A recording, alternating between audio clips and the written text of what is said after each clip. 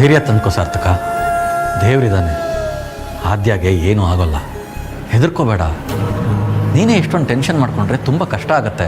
ವಿಧಿಯ ನಾಟಕ, ವಿಧಿಯ ನಾಟಕ, ಓ ವಿಧಿಯ ನಾಟಕ, ನನ್ನ ಬದುಕು ಸೂತಕ. ಕಣ್ಣ ಮುಚ್ಚೆ ಕಾಣೆಗೂಡೆ ಆಟ ನಮ್ಮ ಬಾಳು. ಯಾರ್ಯಾರ ಹಣೆ ಏನೇನಿದೆ ಬಲ್ಲೋರ್ ಯಾರು ಹೇಳು.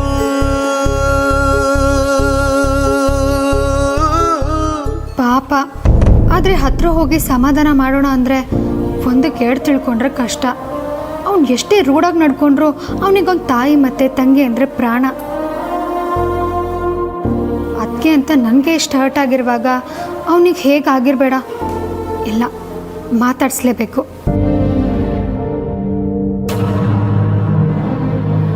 ಡಾಕ್ಟರ್, ಹೌಶಿ doctor, is everything all right? ನೋಡಿ, ಇಂಟರ್ನಲ್ ಬ್ಲೀಡಿಂಗ್ ತುಂಬ ಆಗಿಬಿಟ್ಟಿತ್ತು, ಉಂಬು ಕೂಡ ಪೆಟ್ಟಾಗಿತ್ತು. ಗಾಡ್ಸ್ ಗ್ರೇಸ್, ನಿಮ್ಮ ತಂಗಿಗೇನೂ ಆಗಿಲ್ಲ.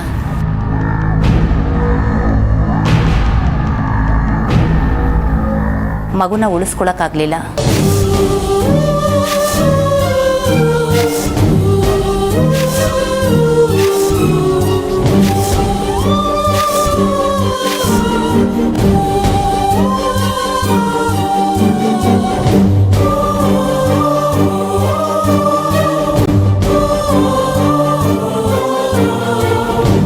ಮಿಸ್ಕ್ಯಾರೇಜ್ ಆಗಿಬಿಟ್ಟಿದೆ.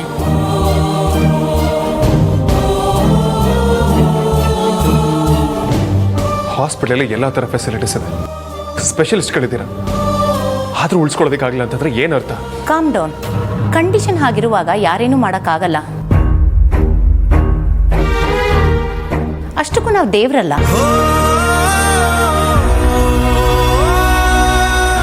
ಸ್ವಲ್ಪ ಬೇಗ ಕರ್ಕೊಂಡು ಬಂದಿದ್ರೆ ಮಗುನ ಉಳ್ಸೋಕ್ಕೆ ಟ್ರೈ ಮಾಡ್ಬೋದಿತ್ತು. ವಿ ಆರ್ ಸಾರಿ. ನನ್ನ ತಂಗಿ ನೋಡ್ಬೋದಾ? ಈಗಲೇ ನೋಡೋಕ್ಕಾಗಲ್ಲ, ವಾರ್ಡ್ಗೆ ಶಿಫ್ಟ್ ಆದಮೇಲೆ ನೋಡ್ಬೋದು. ಇದರಲ್ಲಿ ಮೆಡಿಸಿನ್ಸ್ ಲಿಸ್ಟ್ ಇದೆ, ಇಮಿಡಿಯೇಟಾಗಿ ಹೋಗಿ ತಂದು ಕೊಟ್ಬಿಡಿ.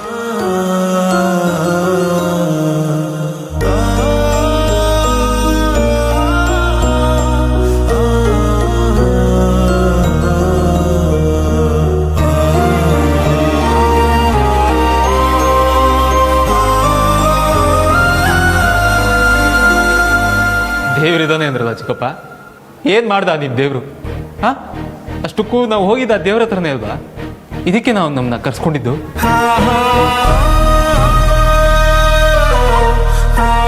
ಸಮಾಧಾನ ಮಾಡ್ಕೋ ಸಾರ್ಥಕ, ನಿನ್ನ ನೋವು ನನಗೆ ಅರ್ಥ ಆಗತ್ತಪ್ಪ. ಆದರೆ ಏನು ಪ್ರಯೋಜನ ಚಿಕ್ಕಪ್ಪ?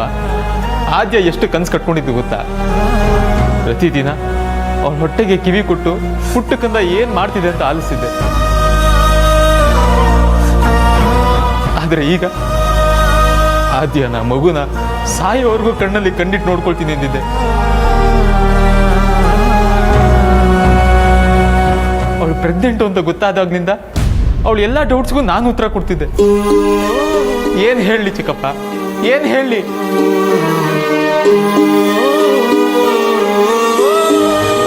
ಅಣ್ಣ, ಪ್ಲೀಸ್ ಸಮಾಧಾನ ಮಾಡ್ಕೊಳ್ಳೋ. ಅದಕ್ಕೆ ಕುಸ್ತೋಗಿರ್ತಾರೆ ಕಣೋ. ಈ ಟೈಮಲ್ಲಿ ನೀನೇ ಅವ್ರಿಗೆ ಧೈರ್ಯ ಹೇಳಬೇಕು. ಅದಕ್ಕೆ ಬರೀ ಫಿಸಿಕಲಿ ಅಲ್ಲ, ಮೆಂಟಲಿ ಕೂಡ ಶಾಕ್ ಆಗಿರುತ್ತೆ. ನೀನೇ ಹೀಗೆ ಧೈರ್ಯ ಕಳ್ಕೊಂಡ್ರೆ ಅದಕ್ಕೆ ತುಂಬ ಹರ್ಟ್ ಆಗುತ್ತೆ ಕಣೋ. ಸಮಾಧಾನ ಮಾಡ್ಕೋ ಅಣ್ಣ, ನಾವೆಲ್ಲರೂ ನಿನ್ನ ಜೊತೆ ಇದ್ದೀವಿ.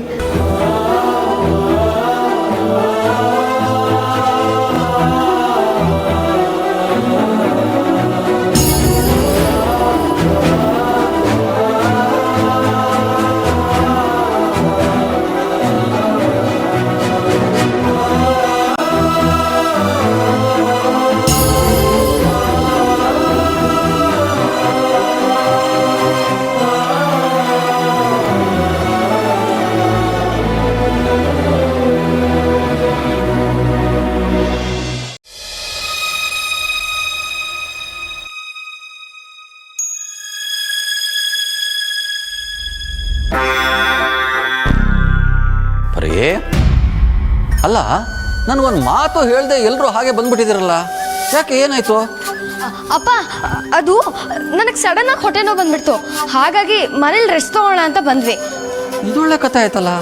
ಹೊಟ್ಟೆ ನೋವು ಬಂದರೆ ಅಲ್ಲೇ ತೋರಿಸ್ಕೊಳ್ಳೋದಪ್ಪ, ಅದಕ್ಕೆ ಆಸ್ಪತ್ರೆಯಿಂದ ಮನೆಗೆ ಬರ್ತಾರ? ಅದು ಬರೀ ನೀನು ಒಳ್ಳೆ ಮಕ್ಕಳು. ನೀರು ತಗೊಳ್ಳಿಪ್ಪ. ಅಪ್ಪ ನಿಂತ್ಕೊಂಡು ಯಾರಾದ್ರೂ ನೀರು ಕುಡಿತಾರಾ? ಬನ್ನಿ. ಯಾಕೆಲ್ಲ ವಿಚಿತ್ರವಾಗಿ ಆಡ್ತಾ ಇದ್ದೀರಲ್ಲ? ಬರೀ ಏನಾಯ್ತು?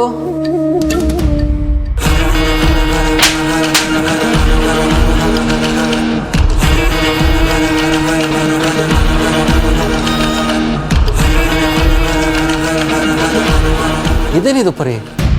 ಕಿವಿಗೆ ಹತ್ತಿ ಎಲ್ಲ ಬ್ಯಾಂಡೇಜ್ ಮಾಡಿದ್ದಾರೆ, ಏನಾಯ್ತು?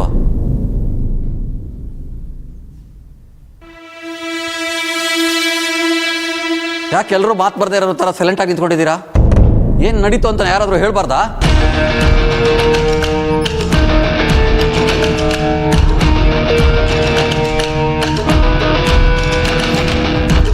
ರೀ, ಮಕ್ಕಳ ಮೇಲೆ ಕೋಪ ಮಾಡ್ಕೋಬೇಡ್ರಿ.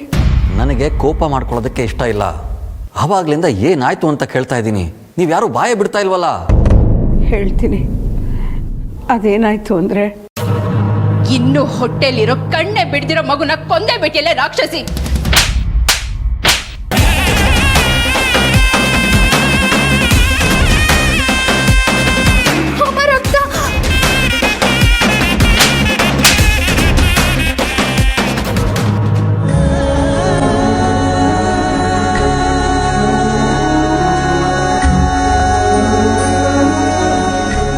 ನನಗೆ ಗೊತ್ತು ನಿಮ್ಮ ಮನ್ಸಿಗೆ ನೋವಾಗಿದೆ ಅಂತ.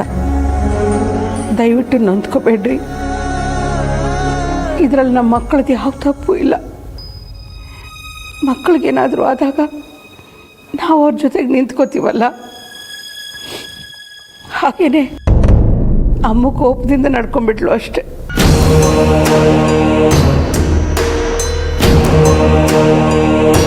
ಅಪ್ಪ ಅಪ್ಪ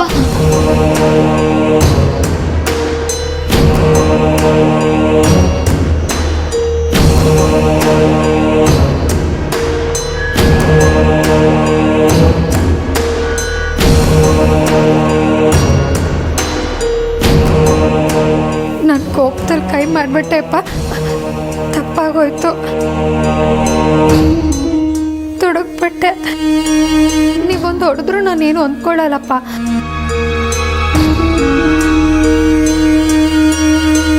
ನನ್ನಿಂದ ದೊಡ್ಡ ತಪ್ಪಾಗೋಗಿದೆ, ಸಾರಿ ಅಪ್ಪ. ಅಯ್ಯೋ ಇಲ್ಲ ಮಗಳೇ, ನನಗೆ ಗಂಡು ಮಕ್ಕಳಿಲ್ಲ ಅನ್ನೋ ಕೊರತೆನ ನೀನು ಒಂದು ಕ್ಷಣದಲ್ಲಿ ನೆಗೆಸ್ಬಿಟ್ಟೆ.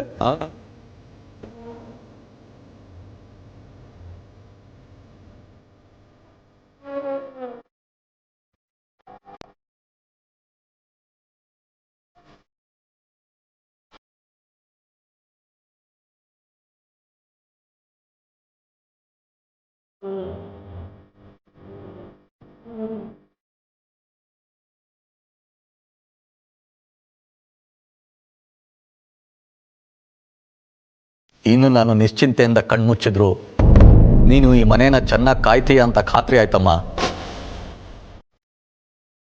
ಗಂಡ ಆಗಿ ನನ್ನ ಪರಿ ಮೇಲೆ ನಾನೇ ಒಂದಿನಾನು ಕೈ ಮಾಡಲಿಲ್ಲ, ಜೋರಾಗಿ ಗದರಲೂ ಇಲ್ಲ. ಅಂಥವಳ ಮೇಲೆ ಕೈ ಮಾಡೋದಕ್ಕೆ ಅವ್ರು ಯಾರು? ದುಡುಕಿದ್ದು ನೀನಲ್ಲಮ್ಮ, ಆ ಸುವಾಸಿನಿ. ತಾಯಿನೇ ದೇವರು ಅಂತಾರೆ. ನಮ್ಮನ್ನು ಹೊತ್ತು ಹೆತ್ತು ಸಾಕಿ ಬೆಳೆಸಿ ಬುದ್ಧಿ ಕಲಿಸ್ತಾಳೆ. ಮಕ್ಕಳಿಗೆ ಯಾವಾಗಲೂ ಒಳ್ಳೇದಾಗಲಿ ಅಂತ ಬಯಸ್ತಾಳೆ. ಅಂಥವಳಿಗೆ ಅವಮಾನ ಆದಾಗ ಅದನ್ನು ವಿರೋಧಿಸೋದು ತಪ್ಪಲ್ಲ ಮಗಳೇ, ಕರ್ತವ್ಯ ಅಂತಾರೆ.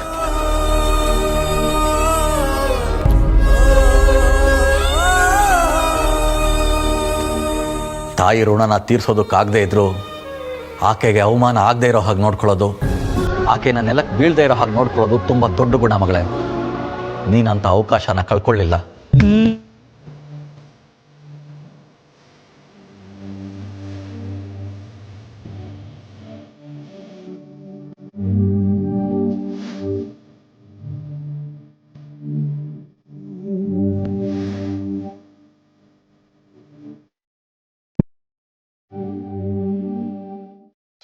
ಅಕ್ಕ ಆ ಶುಂಠಿ ಶಂಕರ ನಿನ್ನ ಮೇಲೆ ಕೈ ಮಾಡಿಬಿಟ್ಟ. ಇದನ್ನ ಅಕ್ಕಂಗೆ ಹೇಳಣ್ವಾ? ಏನು ಮಾತಾಡ್ತಿದ್ಯಾ? ತಲೆಗೆಲ್ಲ ಕೆಟ್ಟಿದ್ಯಾ? ವಿಷಯ ಅಕ್ಕಂಗೆ ಗೊತ್ತಾದ್ರೆ ಅಕ್ಕ ಸುಮ್ಮನಿರ್ತಾಳೆ ಅನ್ಕೊಂಡಿದ್ಯಾ? ಮೊದಲೇ ಎರಡು ಫ್ಯಾಮಿಲಿ ನಡುವೆ ಪರಿಸ್ಥಿತಿ ಹೇಗೆ ಹಾಳಾಗಿದೆ ಅಂತ ನಿನಗೆ ಗೊತ್ತು. ಇನ್ನು ಇದನ್ನ ಬೇರೆ ಕೇಳಿಸ್ಕೊಂಡ್ರೆ ಅಕ್ಕ ಮದ್ವೆನೇ ಬೇಡ ಅನ್ಬಿಡ್ತಾಳಷ್ಟೇ. ಹಾಗಂತೀಯಾ? ನಾನು ಮಾಡಿರೋ ತಪ್ಪನ್ನ ಹೇಗೆ ಸರಿ ಮಾಡ್ಕೊಳ್ಳೋದು ಅನ್ನೋ ಟೆನ್ಷನಲ್ಲಿ ನಾನಿದ್ರೆ ನಿಂದೊಳ್ಳೆ. ಆಯ್ತು ಬಿಡಕ್ಕ, ನೀನು ಹೇಗೆ ಹೇಳ್ತೀಯೋ ಆಗ ಸುಮ್ಮನಿದ್ ಬಿಡ್ತೀನಿ. ಇಬ್ರು ಎಲ್ಲರೇ ಹೋಗಿದ್ರಿ? ಅಮ್ಮ ನೀವೆಲ್ಲಿ ಅಂತ ಕೇಳಿ ಕೇಳಿ ಸುಸ್ತಾಗಿ ಮಲ್ಕೊಂಡಿದ್ದಾರೆ. ಅಕ್ಕ ಅದು ದೇವಸ್ಥಾನಕ್ಕೆ ಹೋಗಿದ್ವಿ ಅಕ್ಕ. ದೇವಸ್ಥಾನಕ್ಕೆ ಕರೆದ್ರೂ ಬರದೇ ಇರೋ ನೀವು ನೀವೇ ದೇವಸ್ಥಾನಕ್ಕೆ ಹೋಗಿದ್ದೀರಾ ಅಂದರೆ ಅಮ್ಮಂಗೋಸ್ಕರ ಬೇಡ್ಕೊಳಕ್ಕೆ ಹೋಗಿರ್ತೀರಾ ಅಲ್ವಾ? ಕರೆಕ್ಟಾಗಿ ಗೆಸ್ ಮಾಡ್ದೆ ಅಕ್ಕ, ಅದಕ್ಕೆ ಹೋಗಿದ್ವಿ. ಸರಿ, ನೀವು ಹೋಗಿ ರೆಸ್ಟ್ ಮಾಡಿ, ನಾನು ಕಾಫಿ ತೊಗೊಂಬರ್ತೀನಿ. ಅಕ್ಕ ನೀನು ಆರಾಮಾಗಿದೆಯಾ ತಾನೆ? ನಂಗೆ ಅಮ್ಮಂದೇ ಚಿಂತೆ ಆಗಿದೆ ಕಣೆ. ಅವ್ರಮ್ಮ ಹಾಗೆ ಮಾಡಬಾರ್ದಿತ್ತು. ಬಿಡು, ಆಗೋಗಿರೋದ್ರ ಬಗ್ಗೆ ಯೋಚನೆ ಮಾಡಿ ಏನೂ ಪ್ರಯೋಜನ ಇಲ್ಲ. ಸರಿ, ನೀವು ಹೋಗಿ.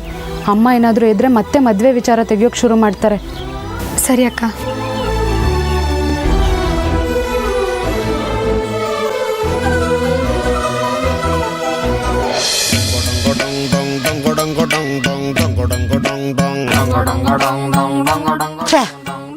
ನನ್ನ ಟೈಮೇ ಸರಿ ಇಲ್ಲ ಅನ್ಸುತ್ತೆ. ಈ ಅಕ್ಕನಿಗೆ ಎಷ್ಟೇ ಬಕೆಟ್ ಇಟ್ರು ವರ್ಕೌಟೇ ಆಗ್ತಾಯಿಲ್ಲ.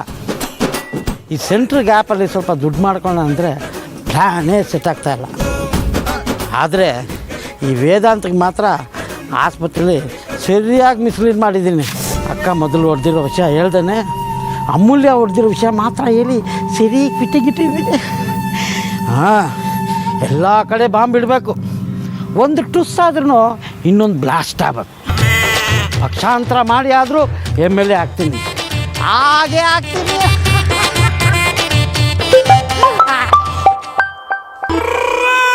ಈ ನನ್ನ ಮಗಳು ಕೆಲಸ ಆಗಬೇಕಾದ್ರೆ ಮಾತ್ರ ಫೋನ್ ಮಾಡ್ತಾರೆ.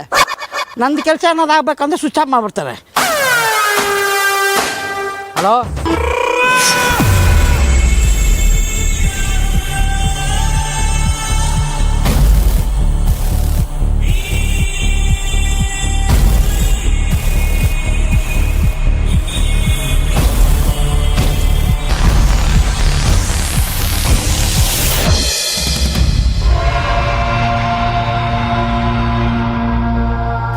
ಸಮಾಧಾನ ಮಾಡ್ಕೋ ಅಗ್ರಜ. ವಿಕಿ, ಹೋಗು ವಿಕ್ರಾಂತ್. ನಾನು ನಿನ್ನನ್ನು ಈ ಪರಿಸ್ಥಿತಿಲಿ ಬಿಟ್ಟು ಎಲ್ಲೂ ಹೋಗಲ್ಲ ಅಗ್ರಜ. ಒಂದ್ಸಲ ನಿನ್ನನ್ನು ನೀನು ನೋಡ್ಕೋ ಹೇಗಾಗಿದ್ಯಾ ಅಂತ. ವಿಕಿ, ಹೋಗು ವಿಕ್ರಾಂತ್. ಕರೀತಿರೋದು ಕೇಳಿಸ್ತಿಲ್ವಾ? ಅಗ್ರಜ, ನಾನು ಅಲ್ಲಿ ಹೋಗೋದಕ್ಕಿಂತ ನಿನ್ನ ಜೊತೆ ಇದ್ರೇ ಬೆಟರ್ ಅನಿಸ್ತಾ ಇದೆ ನನಗೆ. ಹೋಗು ಅಂತ ಹೇಳ್ದೆ ತಾನೆ? ಆಗ್ಲಿಂದ ಕೂಗ್ತಿದ್ದಾರೆ, ಕೇಳಿಸ್ತಿಲ್ವಾ? ಹೋಗು.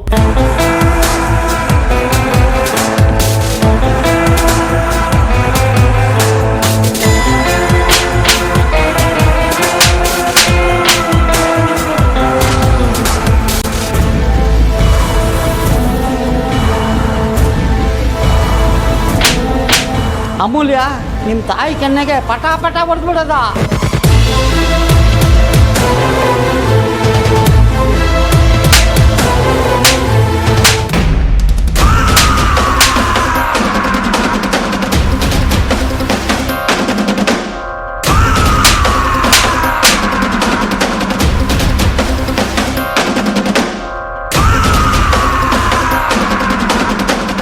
ಅಗ್ರಜ, ಏನ್ ಮಾಡ್ತಿದ್ಯಾ?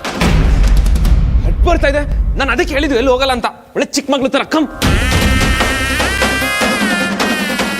ಎಂತ ಕೆಲಸ ಮಾಡ್ಕೊಂಡೆ.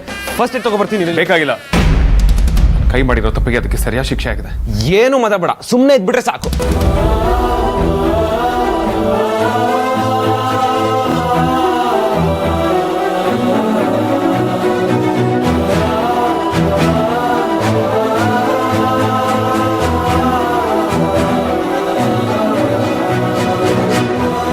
ಮನೇಲಿ ಎಲ್ರಿಗೂ ತಲೆ ಕೆಟ್ಟೋಗಿದೆ.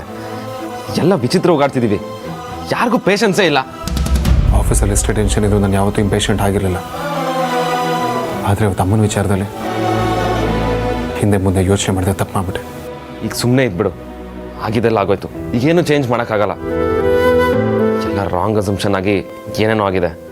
ಮತ್ತೆ ಏನೋ ಅಸ್ಯೂಮ್ ಮಾಡಿಕೊಂಡು ತಪ್ಪು ನಡೆಯೋದು ಬೇಡ.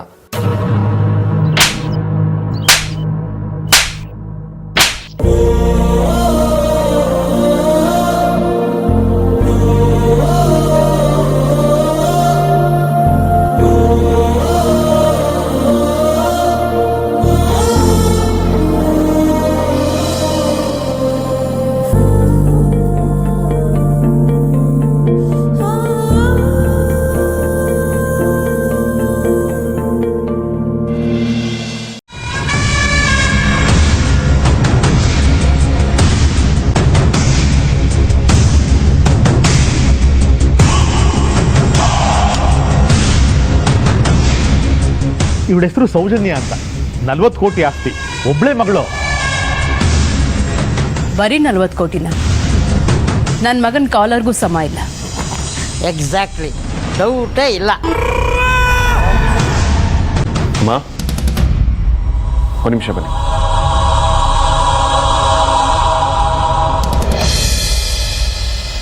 ಅಮ್ಮ, ವಿಕ್ರಾಂತಿಗೆ ಯಾವ ಹುಡುಗಿನ ನೋಡ್ಬಿಡಿ ಅಮ್ಮ.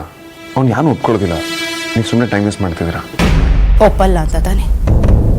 ಹಾಗಿದ್ರೆ ವಿಕ್ಕಿ ಯಾವ ಹುಡುಗಿನ ಲವ್ ಮಾಡ್ತಿದ್ದಾನೆ ಅಂತ ಹೇಳೋದಕ್ಕೆ ಹೇಳು. ಯಾರು ಅಂತ ಗೊತ್ತಾದರೆ ನೀವು ಖಂಡಿತವಾಗ್ಲೂ ಒಪ್ಪೋದಿಲ್ಲಮ್ಮ. ಅದರಲ್ಲೂ ಇವತ್ತು ಹಾಸ್ಪಿಟಲ್ ಆಗಿ ಇನ್ಸಿಡೆಂಟ್ ಆದ್ಮೇಲಂತೂ ಚಾನ್ಸೇ ಇಲ್ಲ. ಯಾಕೆ ಸುಮ್ಮನಾದೆ? ವಿಕ್ಕಿ ಹೇಳಲ್ಲ ಅಂತ ತಾನೆ? ಅವನು ಹೇಳಲ್ಲ ಅಂದಮೇಲೆ ಸುಮ್ಮನೆ ನಾನು ತೋರಿಸಿದ ಹುಡುಗಿನ ಮದುವೆ ಆಗಕ್ಕೆ ಹೇಳು.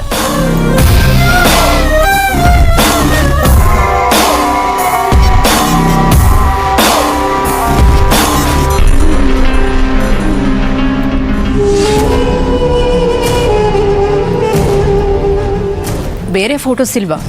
ಮೇಡಮ್, ಇರೋದ್ರಲ್ಲಿ ದಿ ಬೆಸ್ಟ್ ಫೋಟೋಸ್ ನಿಮಗೆ ತೋರಿಸ್ತಾ ಇರೋದು.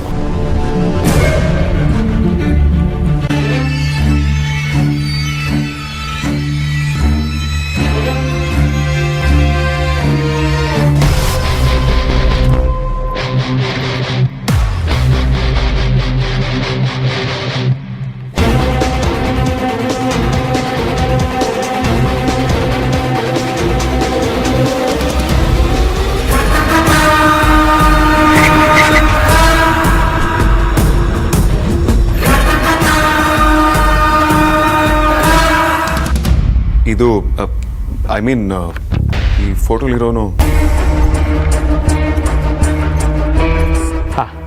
ಅವಿನಾಶ್ ಅಂತ ಒಳ್ಳೆ ಕೆಲಸದಲ್ಲಿದ್ದಾರೆ. ಆದರೆ ಇವ್ರಿಗೆ ಬೆಂಗಳೂರು ಹುಡುಗಿ ಬೇಡವಂತೆ. ಅದಕ್ಕೆ ಹುಬ್ಳಿಲಿರೋ ನನ್ನ ಫ್ರೆಂಡ್ ಕಳಿಸೋಣ ಅಂತ ತಂದಿದ್ದೀನಿ.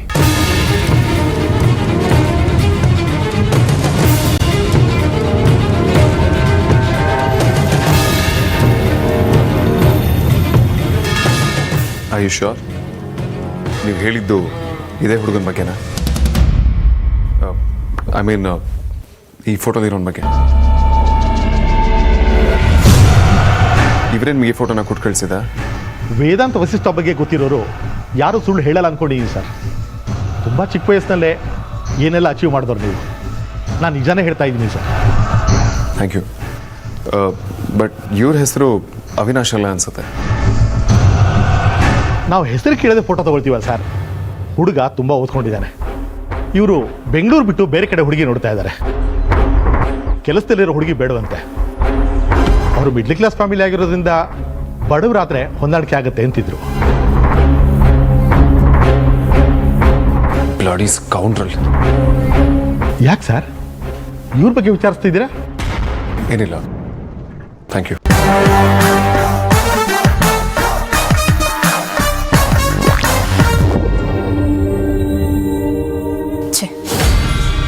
ಬ್ರೋಕರ್ ಕರೆಸಿ ಬೇರೆ ಹುಡುಗಿನ ನೋಡ್ತೀನಿ ಅಂತ ನಾಟಕ ಮಾಡಿದ್ರೆ ಭಯದಲ್ಲಿ ವಿಕ್ಕಿ ನಿಜ ಹೇಳ್ತಾನೆ ಅಂತ ಅಂದ್ಕೊಂಡೆ.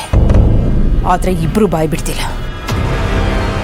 ಅವರು ಹೇಳಿ ಕೇಳಿ ನಿನ್ನ ಮಕ್ಕಳು, ನಿನಗಿಂತಾನು ಒಂದು ಹೆಜ್ಜೆ ಮುಂದೆ ಇರ್ತಾರೆ. ಅವನಾದರೂ ಕೆಳಗಡೆ ಬಂದ, ಆ ವಿಕ್ಕಿ ಈ ಕಡೆ ತಲೆನೇ ಹಾಕಲಿಲ್ಲ ನೋಡು. ನೀವಿನ್ನು ಹೊರಡಿ, ನಿಮ್ಮ ಅಮೌಂಟ್ನ ಅಕೌಂಟ್ಗೆ ಹಾಕ್ತೀನಿ. Thank you madam.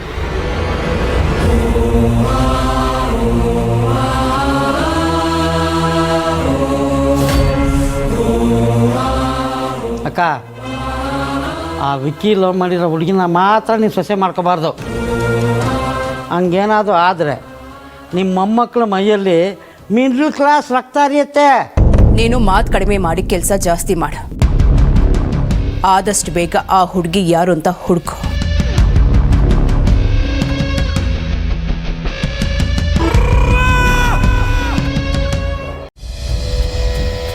ಅದ್ಯಾ ಹೀಗಾಗಬಾರ್ದಿತ್ತು. But unfortunately ಎಲ್ಲ ನಡೆದೋಯ್ತು. ನೀನು ಜಾಸ್ತಿ ಕೊರಗಬೇಡ.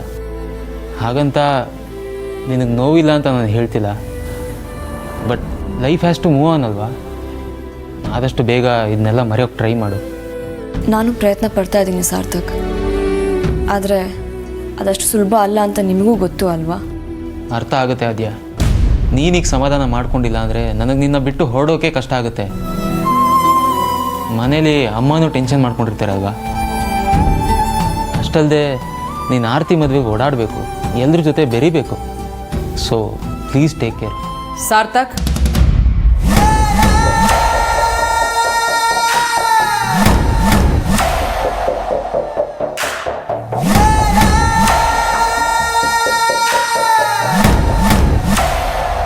ನನ್ನ ಮಗಳು ಯಾವ ಮದುವೆಗೂ ಬರಲ್ಲ. ಅದು ಹಾಗಲ್ಲ ಅತ್ತೆ. ಅದು ಹೇಗೆ ಬೇಕಾದರೂ ಇರಲಿ. ಇಷ್ಟೆಲ್ಲ ಆದ್ಮೇಲೂ ಮದುವೆಗೆ ಬರೋ ಮಾತಾಡ್ತಿರಲ್ಲ ಸಾರ್ಥಕ್. ಇವತ್ತು ನನ್ನ ಮಗಳು ಈ ಪರಿಸ್ಥಿತಿನಲ್ಲಿ ಇರೋದಕ್ಕೆ ಕಾರಣ ನಿಮ್ಮ ಚಿಕ್ಕಮ್ಮ. ಸಾಲದಕ್ಕೆ ಅವಳ ಮಗಳು ನನ್ನ ಮೇಲೆ ಕೈ ಮಾಡಿದಾಳೆ. ಇಷ್ಟೆಲ್ಲ ಆದ್ಮೇಲೂ ಯಾವ ಮುಖ ಹೊತ್ಕೊಂಡು ಆ ಮದುವೆಗೆ ಬರ್ತಾಳೆ ಹೇಳಿ? ಅತ್ತೆ, ಎಲ್ಲರಿಗಿಂತ ಮೊದಲು ಚಿಕ್ಕಮ್ಮನ ಮೇಲೆ ಕೈ ಮಾಡಿದ್ದು ನೀವು. ಅಷ್ಟಕ್ಕೂ ನಿಮಗೆ ವಿಷಯನೇ ಗೊತ್ತಿರಲಿಲ್ಲ. ಈ ವಯಸ್ಸಲ್ಲಿ ನಿಮಗೆ ತಾಳ್ಮೆ ಕಡಿಮೆ ಅಂದರೆ ಅಮೂಲ್ಯ ಚಿಕ್ಕವಳು, ಬಿಸಿ ರಕ್ತ. ಹಾಗಂತ ಅಮೂಲ್ಯ ಮಾಡಿದ್ದು ಸರಿ ಅಂತ ನಾನು ಹೇಳ್ತಿಲ್ಲ. ನಾವೆಲ್ಲ ಈಗಾಗಲೇ ಅವಳಿಗೆ ಬುದ್ಧಿ ಹೇಳಾಗಿದೆ. ಸಾಕು ಸುಮ್ಮನಿರಿ ಸಾರ್ಥಕ್. ನೋಡಿದ್ಯಾ ಆದ್ಯ ಸಾರ್ಥಕ್ ಹೇಗೆ ಮಾತಾಡ್ತಾರೆ ಅಂತ? ನಾನು ಹೊಡೆದಿದ್ದಕ್ಕೂ ಆ ಭಿಕಾರಿ ನನ್ನ ಮೇಲೆ ಕೈ ಮಾಡಿದ್ದಕ್ಕೂ ಎರಡನ್ನೂ ಕಂಪೇರ್ ಮಾಡೋಕ್ಕಾಗತ್ತಾ? ನಾನು ಕಂಪೇರ್ ಮಾಡ್ತಿಲ್ಲ ಅತ್ತೆ, ವ್ಯತ್ಯಾಸನೇ ಹೇಳ್ತೀನಿ. ನೋಡಿದ್ಯಾ ಆದ್ಯ, ಎಲ್ಲರೂ ಸೇರಿ ನನ್ನ ಮೇಲೆ ಗೂಬೆ ಕೂರಿಸ್ತಿದ್ರೆ ನೀನು ನೋಡ್ಕೊಂಡು ಸುಮ್ಮನಿದ್ಯಲ್ಲ. ಅಮ್ಮ ಸಾರ್ಥಕ್ ಇಬ್ರು ಪ್ಲೀಸ್ ಸುಮ್ಮನಿದ್ಬಿಡಿ. ಯಾರು ನನ್ನ ಬಗ್ಗೆ ಆಗಲಿ ನನ್ನ ನೋವಿನ ಬಗ್ಗೆ ಆಗಲಿ ಚಿಂತೆ ಮಾಡ್ತಿಲ್ಲ. ನಿಜವಾಗ್ಲೂ ಪ್ರಾಬ್ಲಮ್ ಆಗಿರೋದು ನನಗೆ. ಆದರೆ ನಿಮ್ಗೆ ಯಾರಿಗೂ ನನ್ನ ಬಗ್ಗೆ ಕನ್ಸರ್ನ್ ಇಲ್ಲ.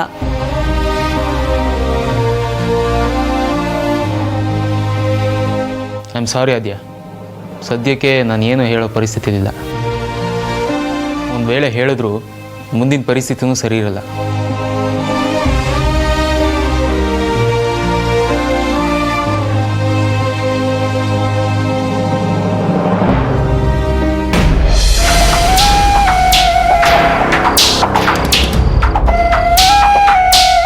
ಹೇಯ್, ಎದೋಳ ಮೇಲೆ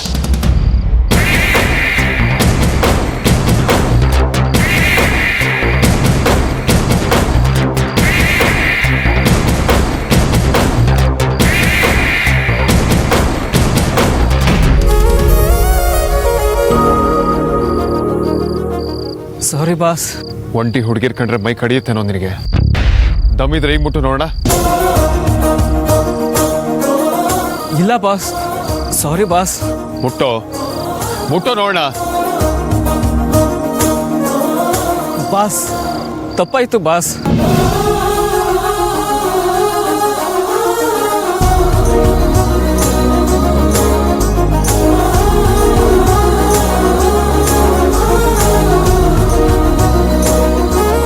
ಹುಡುಗಿರಂದ್ರೆ ಆಟದ ವಸ್ತು ಅನ್ಕೊಂಡಿದ್ದೀರಾ? ಸ್ಕೌಂಡ್ರಲ್ಸ್. ಬರ್ತಿರೋ ಕೋಪಕ್ಕೆ ನೀನು ಇಲ್ಲೇ ಹೂತಾಕ್ಬೇಕು ಅನಿಸ್ತಿದೆ. ಇದೇ ಕೊನೆ. ತಪ್ಪಾಯ್ತು ಬಾಸ್. ಇವರು ನಿಮ್ಮ ಹುಡುಗಿಂತ ಗೊತ್ತಿರಲಿಲ್ಲ. ಮತ್ತೆ ಬೇರೆ ಹುಡುಗಿ ಸಿಕ್ಕಿದ್ರೆ ಇದನ್ನೇ ಶುರು ಹಚ್ಕೋತೀಯಾ? ನಿಮ್ಮ ದಮ್ಮಯ್ಯ ಬಾಸ್, ಬೇರೆ ಹುಡುಗಿರಲ್ಲ. ಮನೇಲಿ ನನ್ನ ಹೆಂಡ್ರನ್ನೂ ಕೇಳ್ದೆ ಮುಟ್ಟಲ್ಲ ಬಾಸ್. ನಿಮ್ಮ ದಮ್ಮಯ್ಯ ಬಾಸ್. ಬಾಸ್